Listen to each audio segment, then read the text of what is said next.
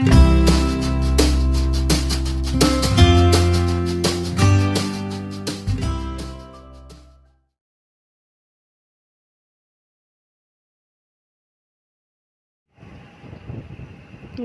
बच्चों, आप सबका स्वागत है मेरे चैनल में सरिता हिंदी क्लासेस में। आज मैं आपको मन्नू भंडारी जी द्वारा रचित एक कहानी यह भी शीर्षक पढ़ाऊंगी। इससे पहले मैंने आपको मन्नू भंडारी जी का लेखक परिचय पढ़ा चुकी हूँ। तो सुनिए बच्चों, मन्नू भंडारी द्वारा रचित एक कहानी यह भी। जन्मी तो अजमेर के मध्य प्रदेश सॉरी बच्चों, गलती होगी थोड़ी सी। जन्मी तो मध्य प्रदेश के भानपुरा गांव में थी, लेकिन मेरी यादों का सिलसिला शुरू होता है अजमेर के ब्रह्मपुरी मोहल्ले के उस 2 मंजिला मकान से, जिसकी ऊपरी मंजिल में पिताजी का साम्राज्य था, जहां के निहायत अव्यवस्थित ढंग से फैली बिखरी पुस्तकों, पत्रिकाओं और अखबारों के बीच या तो कुछ पढ़ते रहते थे या फिर डिक्टेशन देते रहते थे। नीचे हम सब भाई बहनों के साथ रहती थी। हमारी बेपढ़ी लिखी व्यक्तित्व विहीन माँ सवेरे से शाम तक हम सब की इच्छाओं और पिताजी की आज्ञाओं का पालन करने के लिए सदैव तत्पर। अजमेर से पहले पिताजी इंदौर में थे, जहाँ उनकी बड़ी प्रतिष्ठा थी, सम्मान था, नाम था। कांग्रेस के साथ साथ वे समाज सुधार के कामों से भी जुड़े हुए थे। शिक्षा के वे केवल उपदेश ही नहीं देते थे, बल्कि उन दिनों 8-8, 10-10 विद्यार्थियों को अपने घर रखकर पढ़ाया है, जिनमें से कई तो बाद में ऊंचे ऊंचे ओहदे पर पहुँचे।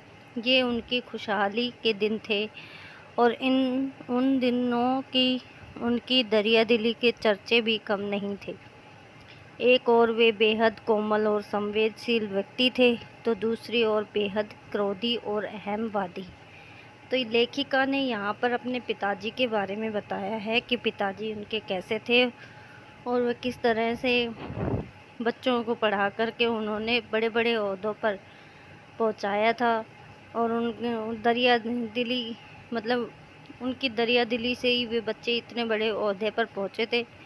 लेकिन उनके 2 तरह के स्वभाव थे। एक तरफ वो बहुत ही कोमल और संवेदनशील थे, तो दूसरी तरफ बेहद क्रोधी और अहमवादी। तो पर यह सब तो मैंने केवल सुना, देखा। तब तो इन गुणों के भग्नावशेषों को ढोते पिता थे। एक बहुत बड़े आर्थिक झटके के कारण वे इंदौर से अजमेर आ गए थे, जहां उन्होंने अपने अकेले के बलबूते और हौसले से अंग्रेजी हिंदी शब्दकोश के अधूरे काम को आगे बढ़ाना शुरू किया, जो अपनी तरह का पहला और अकेला शब्दकोश था। इसने उन्हें यश और प्रतिष्ठा तो बहुत दी, पर अर्थ नहीं, और शायद गिरती आर्थिक स्थिति ने ही उनके व्यक्तित्व के सारे सकारात्मक पहलुओं को निचोड़ना शुरू कर दिया।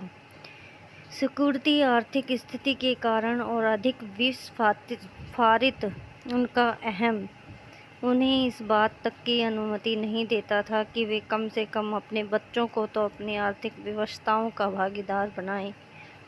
नवाबी आदतें, अधूरी महत्वाकांक्षाएं, हमेशा शीर्ष पर रहने के बाद हाशिए पर सरकते चले जाने की यातना, क्रोध बनकर हमेशा माँ को कपकपाती थरथराती रहती थी। अपनों के हाथों विश्वासघात की जाने कैसी गहरी चोटें होंगी वे जिन्होंने आँख मूंद कर उन सबका विश्वास करने वाले पिता को बाद के दिनों में इतना शक्की बना दिया कि जब तब हम लोग भी उसकी चपेट में आते ही रहते। तो यहाँ पे लेखिका बता रही हैं कि किस तरह उनके पिताजी इतने क्रोधी, मतलब कि उनकी जो आर्थिक स्थिति थी वो उनके आर्थिक स्थिति कमज़ोर होने के कारण ही उन्हें अधिक क्रोध आता था, और वो बच्चों को इस बात से मतलब कि अवगत भी नहीं करवाना चाहते थे। और उसी आर्थिक स्थिति की कमज़ोरी के कारण वो अपनी पत्नी को भी डांटते रहते थे। और अपनों की विश्वासघात की जो चोटें लगी थी, उनसे वो इतना शकी बन गए थे कि और उसकी मतलब उसमें उसकी चपेट में सब के सब आते रहते थे। तो यहाँ पे मतलब कि बताया है कि पिताजी विश्वासघातियों की वजह से इतने क्रोधी और शकी हो गए थे कि उसके वजह से सारे परिवार के सदस्य उनके क्रोध की चपेट में आते रहते थे। पर यह पितृगाथा मैं इसलिए नहीं गा रही कि मुझे उसका गौरवगान करना है, बल्कि मैं तो यह देखना चाहती हूँ कि उनके व्यक्तित्व की कौन सी खूबी और खामियाँ मेरे व्यक्तित्व के ताने बाने में गुथी हुई हैं, या कि अनजाने अनचाहे किए उनके व्यवहार ने मेरे भीतर कितनी ग्रंथियों को जन्म दे दिया। मैं काली हूँ, बचपन में दुबली और मरियल भी थी। गोरा रंग पिताजी की कमजोरी थी, सो बचपन से मुझसे 2 साल बड़ी खूब गोरी, स्वस्थ और हंसमुख बहन सुशीला से हर बात में तुलना और फिर उसकी प्रशंसा ने ही क्या मेरे भीतर ऐसे गहरे हीन भाव की ग्रंथि पैदा नहीं कर दी कि नाम, सम्मान और प्रतिष्ठा पाने के बावजूद आज तक मैं उससे उभर नहीं पाई हूँ। आज भी परिचय करवाते समय जब कोई कुछ विशेषता लगाकर मेरी लेखक की उपलब्धियों का जिक्र करने लगता है, तो मैं संकोच से सिमट ही नहीं जाती, बल्कि गड़ने को आती हूँ। शायद अचेतन की किसी परत के नीचे दबी इसी हीन भावना के चलते मैं अपनी किसी भी उपलब्धि पर भरोसा नहीं कर पाती। सब कुछ मुझे तुक्का ही लगता है। पिताजी के जिस शकी स्वभाव पर मैं कभी भन्ना जाती थी, आज एकाएक अपने खंडित विश्वासों की व्यथा के नीचे मुझे उनके शकी स्वभाव की झलक दिखाई देती है। बहुत अपनों के हाथों विश्वासघात की गहरी व्यथा से उपजा शक होश संभालने के बाद से ही जिन पिताजी से किसी न किसी बात पर हमेशा मेरी टक्कर ही चलती रही, वे तो न जाने कितने रूपों में मुझ में हैं। कहीं कुंठाओं के रूप में, कहीं प्रतिक्रिया के रूप में, तो कहीं प्रतिछाया के रूप में। केवल बाहरी भिन्नता के आधार पर अपनी परंपरा और पीढ़ियों को नकारने वाले को क्या सचमुच इस बात का बिल्कुल एहसास नहीं होता कि उनका आसन्न अतीत किस कदर उनके भीतर जड़ जमाए बैठा रहता है। समय का प्रवाह भले ही हमें दूसरी दिशाओं में बहा कर ले जाए, स्थितियों का दबाव भले ही हमारा रूप बदल दे, हमें पूरी तरह से उससे मुक्त तो नहीं कर सकता। पिता के ठीक विपरीत थी हमारी बेपढ़ी लिखी माँ। धरती से कुछ ज़्यादा ही धैर्य और सहन शक्ति थी शायद उनमें। पिताजी की हर ज्यादती को अपना प्राप्य और बच्चों की हर उचित अनुचित फरमाइश और जिद को अपना फर्ज समझकर बड़े सहज भाव से स्वीकार करती थी। उन्होंने जिंदगी भर अपने लिए कुछ मांगा नहीं, चाहा नहीं, केवल दिया ही दिया। हम भाई बहनों का सारा लगाव माँ के साथ था, शायद सहानुभूति से उपजा, लेकिन निहायत असहाय मजबूरी में लिपटा उनका यह त्याग कभी मेरा आदर्श नहीं बन सका। ना उनका त्याग, ना उनकी सहिष्णुता। खैर जो भी हो, अब ये पैतृक पुराण यहीं समाप्त कर अपने पर लौटते हूँ। तो यहाँ पर इन गद्यांश के कुछ भाग में लेखिका ने अपने माता पिता का परिचय करवाया है कि पिता कैसे थे। माता बिल्कुल उनकी बहुत कम पढ़ी लिखी थी, लेकिन उनमें सहन शक्ति इतनी ज़्यादा थी कि वो पिताजी की हर ज्यादती को अपना फ़र्ज समझकर बड़े सहज भाव से स्वीकार कर लेती थी। बच्चों की सारी इच्छाओं पूरी करने के लिए तत्पर रहती थी। तो उन्होंने यहाँ पर अपनी माता पिता के बारे में बताया है। अब वो खुद के बारे में बताती हैं। 5 भाई बहनों में सबसे छोटी मैं। सबसे बड़ी बहन की शादी के समय मैं शायद 7 साल की थी और उसकी एक धुंधली सी याद ही मेरे मन में है। लेकिन अपने से 2 साल बड़ी बहन सुशीला और मैंने घर के बड़े से आंगन में बचपन के सारे खेल खेले। सतोलिया, लंगड़ी टांग, पकड़म पकड़ाई, काली टीलो, तो कमरों में गुड्डे गुड्डियों के ब्याह भी रचाए पास पड़ोस की सहेलियों के साथ। यूँ खेलने को हमने भाइयों के साथ गिल्ली डंडा भी खेला और पतंग उड़ाने, कांच पीसकर मांझा सूतने का काम भी किया। लेकिन उनकी गतिविधियों का दायरा घर के बाहर ही रहता था और हमारी सीमा थी घर। हाँ, इतना ज़रूर था कि उस ज़माने में घर की दीवारें घर तक ही समाप्त नहीं हो जाती थी, बल्कि पूरे मोहल्ले तक फैली रहती थी। इसलिए मोहल्ले के किसी भी घर में जाने पर कोई पाबंदी नहीं थी, बल्कि कुछ घर तो परिवार का हिस्सा ही थे। आज तो मुझे बड़ी शिद्दत के साथ यह महसूस होता है कि अपनी ज़िंदगी खुद जीने के इस आधुनिक दबाव ने महानगरों के फ्लैट में रहने वाले हमारे इस परंपरागत पड़ोस कल्चर से विच्छिन्न करके हमें कितना संकुचित, असहाय और असुरक्षित बना दिया है। मेरी कम से कम 1 दर्जन आरंभिक कहानियों के पात्र इसी मोहल्ले के हैं, जहां मैंने अपनी किशोरावस्था गुजार अपनी युवावस्था का आरंभ किया था। 1-2 को छोड़कर उनमें से कोई भी पात्र मेरे परिवार का नहीं है। बस इनको देखते सुनते इनके बीच में ही बड़ी हुई थी, लेकिन इनकी छाप मेरे मन पर कितनी गहरी थी, इस बात का एहसास तो मुझे कहानियाँ लिखते समय हुआ। इतने वर्षों के अंतराल ने उनकी भाव-भंगिमा, भाषा किसी को भी धुंधला नहीं किया था और बिना किसी विशेष प्रयास के बड़े सहज भाव से वे उतरते चले गए थे। उसी समय के दास साहब अपने व्यक्तित्व की अभिव्यक्ति के लिए अनुकूल परिस्थितियां पाते ही महाभोज में इतने वर्षों बाद कैसे एकाएक जीवित हो उठे, यह मेरे अपने लिए भी आश्चर्य का विषय था, एक सुखद आश्चर्य था।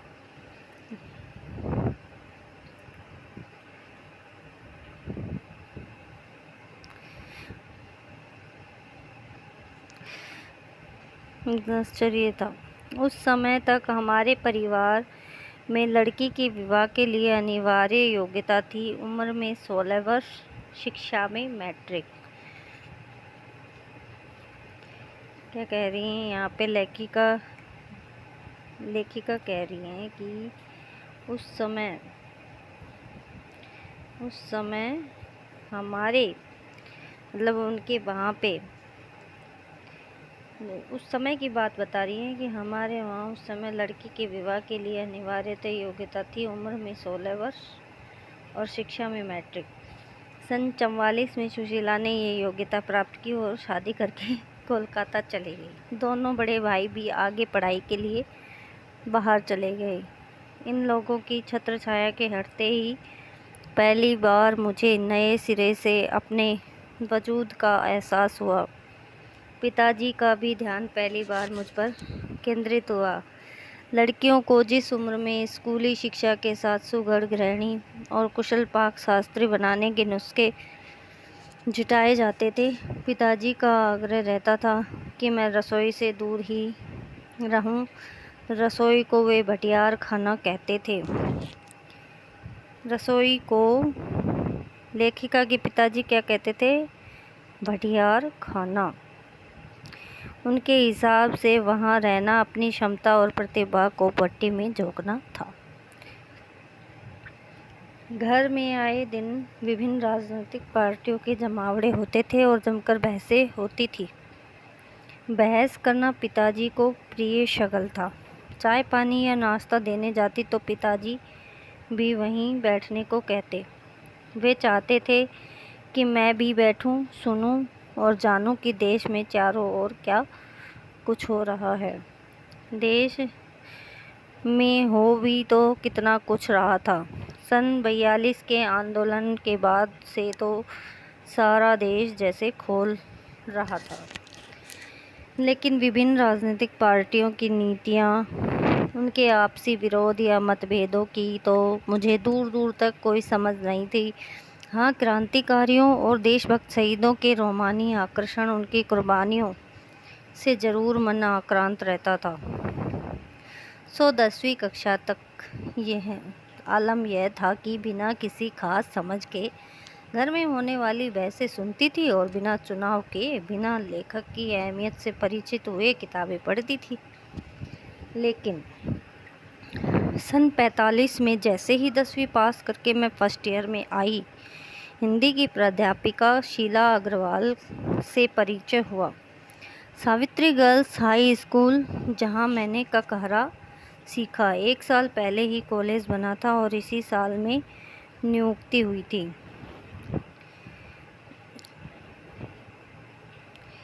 यहाँ पे मतलब कि जो लेखिका है वो सन 45 में 10वीं पास करके फर्स्ट ईयर में आई और हिंदी की प्राध्यापिका शीला अग्रवाल से उनका परिचय हुआ। सावित्री गर्ल्स हाई स्कूल, जहाँ मैंने ककहरा सीखा, 1 साल पहले वहाँ कॉलेज बना था और इसी साल नियुक्त हुई थी। उन्होंने बाकायदा साहित्य की दुनिया में प्रवेश करवाया। मात्र पढ़ने को चुनाव करके पढ़ने में बदला। खुद चुन चुन कर किताबें दी। पढ़ी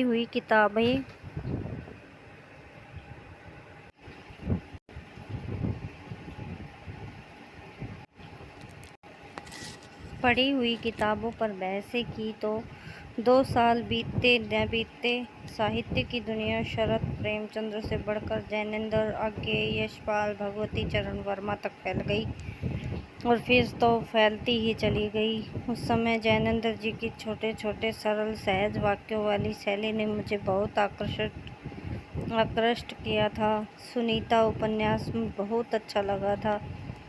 आज्ञे जी का उपन्यास शेखर एक जीवनी पढ़ा। जरूर उस समय वह मेरी समझ के दायरे में समा नहीं पाया था। जैनेंद्र जी का उन्होंने कौन सा उपन्यास पढ़ा था? सुनीता, ये बहुत इम्पोर्टेंट है। आज्ञे जी का उपन्यास उन्होंने शेखर एक जीवनी जरूर पढ़ा। कुछ सालों बाद नदी के द्वीप भी पढ़ा। किसका था नदी के द्वीप? पढ़ा तो उसने मन को इस कदर बांधा कि उसी झोंक में शेखर को फिर से पड़ गई। इस बार कुछ समझ के साथ। यह शायद मूल्यों के मंथन का युग था। पाप पुण्य, नैतिक अनैतिक, सही गलत की बनी बनाई धारणाओं के आगे प्रश्न चिन्ह ही नहीं लग रहे थे, उन्हें ध्वस्त भी किया जा रहा था। उसी संदर्भ में जैनेंद्र का त्यागपत्र, बाबू का चित्रलेखा पढ़ा। बाद में कौन सा पढ़ा? जैनेंद्र का त्यागपत्र। लेखिका ने यहाँ पे कई साहित्य पढ़े। शीला अग्रवाल के साथ लंबी लंबी बहसें करती और उस उम्र में जितना समझ सकती थी समझा। शीला अग्रवाल ने साहित्य का दायरा ही नहीं बढ़ाया था, बल्कि घर की 4 दीवारी के बीच बैठकर देश की स्थितियों को जानने समझाने का जो सिलसिला पिताजी ने शुरू किया था, उन्होंने वहाँ से खींचकर उसे भी स्थितियों की सक्रिय भागीदारी में बदल दिया। सन 46-47 के दिन थे। स्थितियाँ उसमें वैसे भी घर में बैठे रहना संभव था भला? प्रभात फेरियां, हड़तालें, जुलूस, भाषण, हर शहर का चरित्र था और पूरे दम खम और जोश खरोश के साथ इन सब से जुड़ना हर युवा का उन्माद।